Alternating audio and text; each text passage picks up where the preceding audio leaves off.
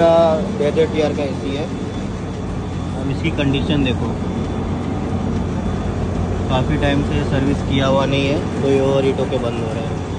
और एक यूनिट ये रहा।